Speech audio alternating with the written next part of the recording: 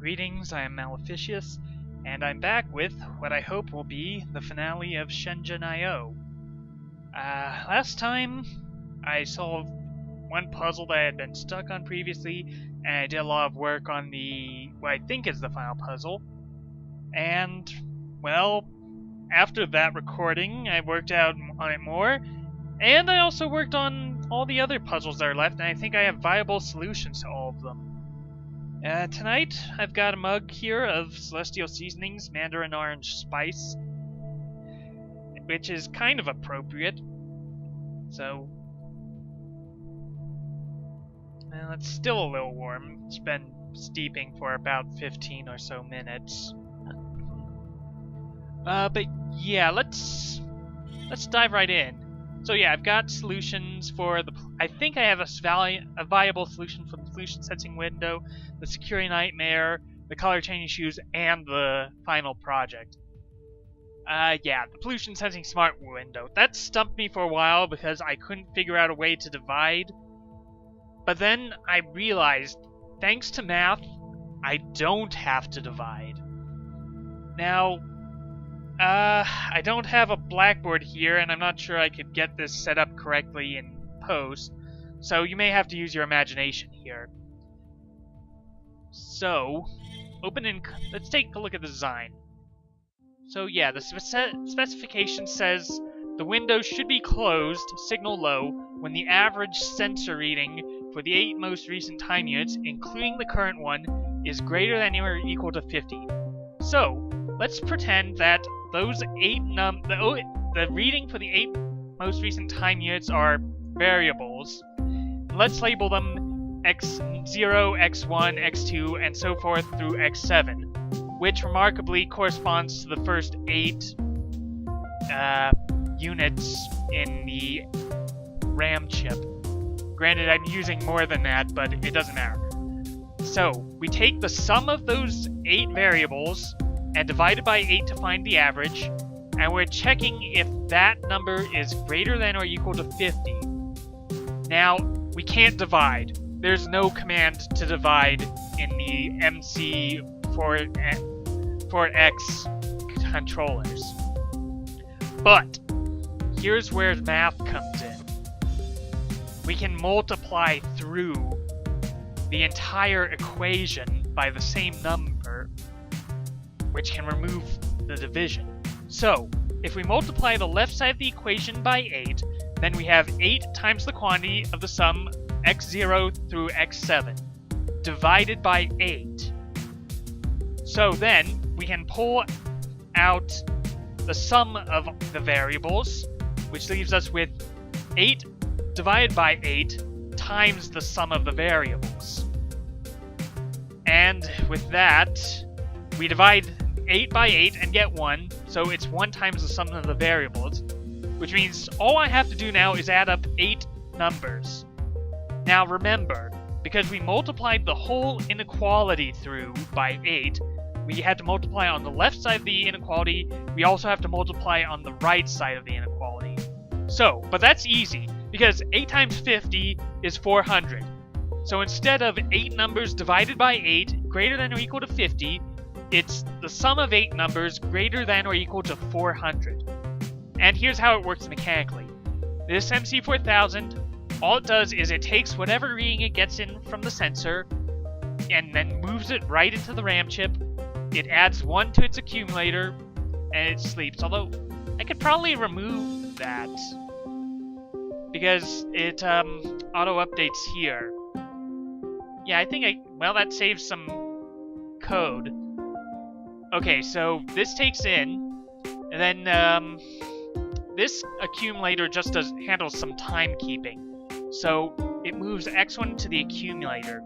Now, x1 is hooked up to A0 on this RAM chip, which means I'm getting no data out of it.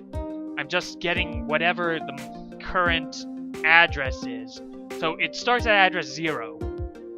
So it'll move address 0 in, and then it should automatically move down. Well, maybe not. Yeah, because then, well, maybe not. Oh wait, maybe that's the thing. If it,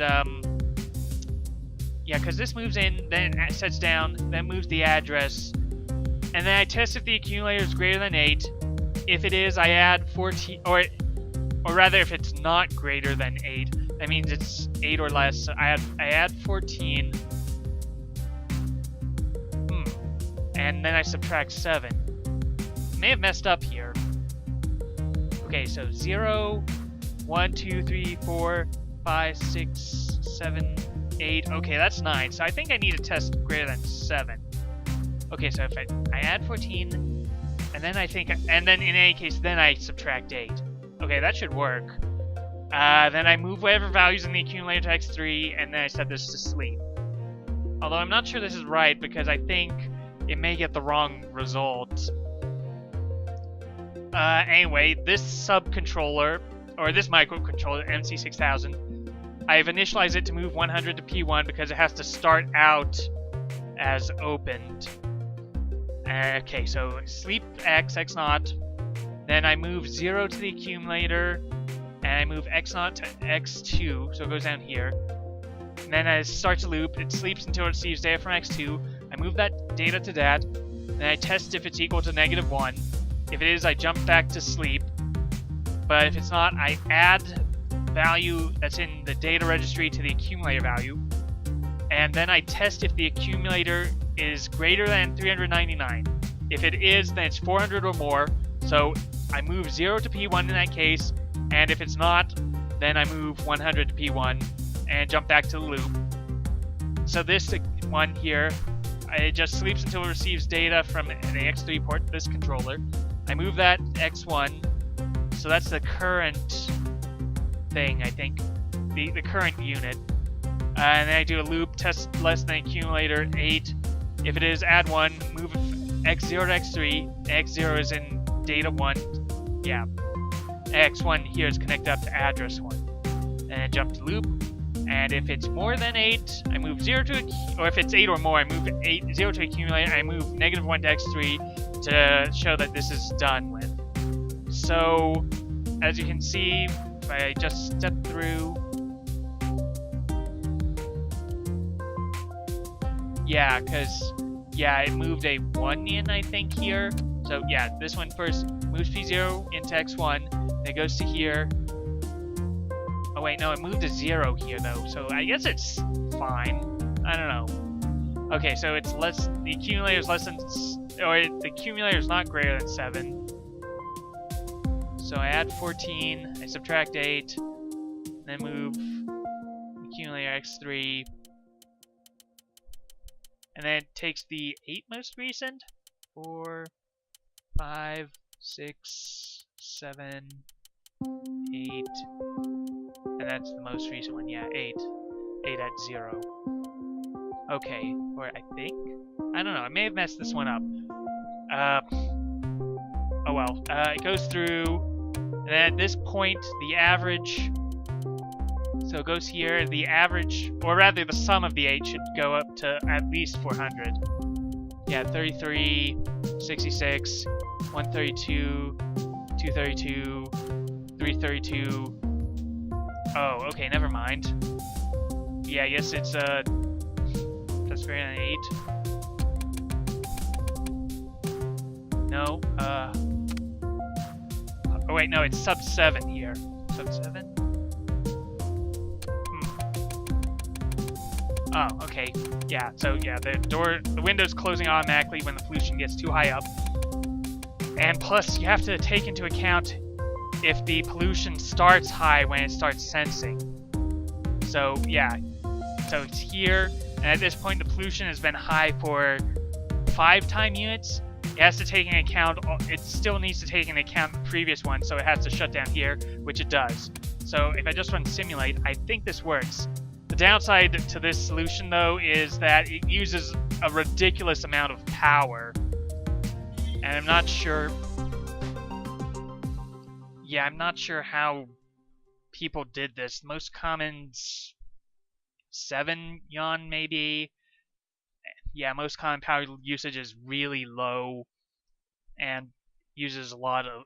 really few lines of code, and I have no idea how to do that.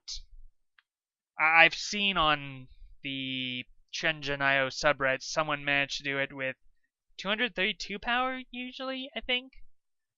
But... Oh, wait. No, wait. Oh, return to email? Alright, there we go. Good. By the way, maybe you noticed that this is a sliding window algorithm for a sliding window. Do you think that is funny? Gee. Well, I'm not sure, really. Okay, but yeah, the security nightmare. I was really close last time. I just needed to refine this a little bit. So as you can... Oh, wait. I can remove this, yeah, because I changed how this works, just slightly. So pretty much everything's the same as it was before. This reads in whatever is coming in. If the learn button is held, it shunts it down to here and moves into this, although I half wonder if this is unnecessary, but I do need to reset this one, which I think necessitates, well... I might be able to do this with one fewer MC's 4000 in this case. But this one, once it hits the end condition, not only does it move a -1 to here, it moves a -1 into here, and here's why. If the last digit of the card matches the first digit of the learned card, then it'll go into the loop and be stuck there because it'll be expecting another value. So in this case, I move -1 in, and it goes into here, and I test if it's equal, which -1 will never be equal to any of the values in here because I'm sure that all the values on the card will be single-digit numbers from 0 to 9, so just positive numbers. And also, I've changed this up so that when it unlocks, it moves a number into this microcontroller instead of just outputting here because, again, it sometimes needs to take the -1 in when it ends. Because if it doesn't, then it gets... If it uses the if I put the generate in here, it gets stuck. So yeah, instead, when it sets to unlock and moves 1 into here, this one just... And again, this just sleeps until it gets a value from x1, and it tests equal if it's 1, and then, which it should be, and then generate the pulse. So yeah, let's just run the simulation.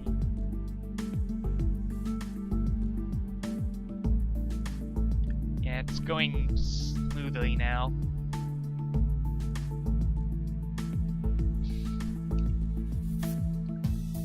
And it got through all the trials. Yeah, production cost high, power usage high, lines of code high. But I'm fine with this. Oh, right. Return to concept mail, please. Okay, from Carl Teskey. This is the least secure security solution I've ever seen, and I've worked on voting machines. If you ever stay in a sleep cubes, bring your own lock. Yeah.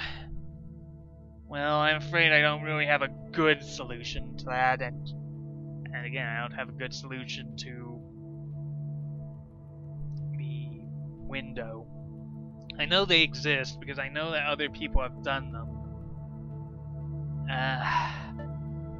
Yeah.